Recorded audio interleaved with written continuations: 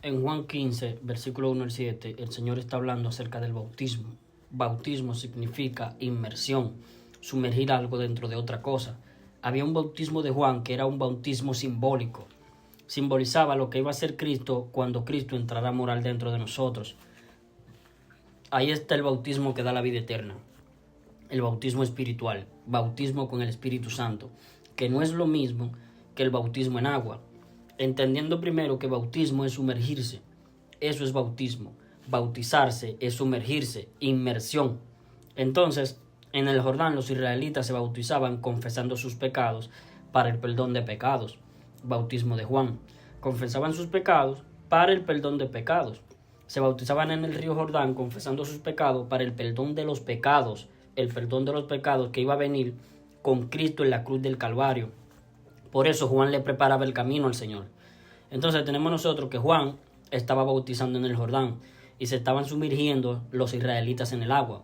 Ahora el bautismo o inmersión que nos da a nosotros la vida eterna es la inmersión del Espíritu de Cristo dentro de nosotros.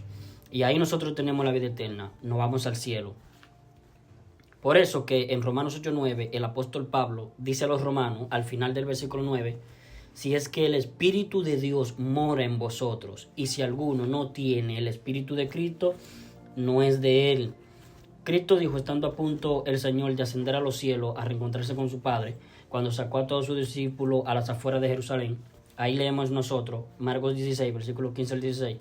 Dijo el Señor: id por todo el mundo y predicar el Evangelio a toda criatura. Ahí hay dos puntos aquí muy importantes. Primer punto: el que creyere en el Evangelio y fuere bautizado, esa persona será salva, mas el que no creyere será condenado. Ya.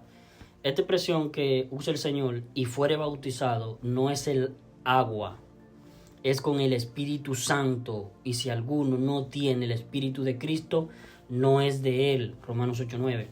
En Gálatas 2, versículo 20 y 21, el genuino salvado que ha entrado por la puerta estrecha por su fe en la muerte de Cristo por los pecados de nosotros, los genuinos salvados, hacemos nuestra las palabras que el apóstol Pablo escribe a los salvados que estaban en Galacia. Carta del apóstol Pablo a los Gálatas, capítulo 2, versículo 20 al 21. Con Cristo estoy juntamente crucificado, y ya no vivo yo, mas vive Cristo en mí, por acción del bautismo con el Espíritu Santo, el bautismo invisible al ojo, el espiritual. Cristo ha entrado dentro de mí. Está en mí Cristo. Con Cristo estoy juntamente crucificado, y ya no vivo yo, mas vive Cristo en mí.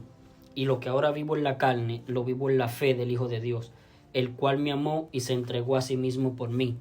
No desecho la gracia de Dios. Efesios 2, versículo 8 y 9.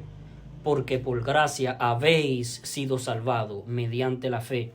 Y esto, la gracia de Dios, no de vosotros, pues de Dios es el don, no por obras, no por pagos nuestros, para que nadie se jacte.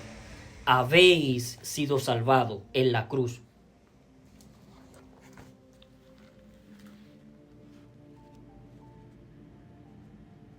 Habéis.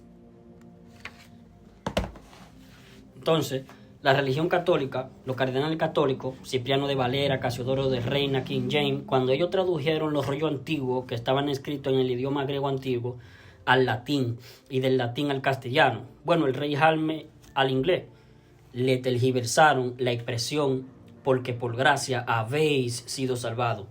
Esa expresión que está en pasado, que fue hecha en la cruz del Calvario, la salvación, por gracia, habéis sido salvados, la cambiaron al presente.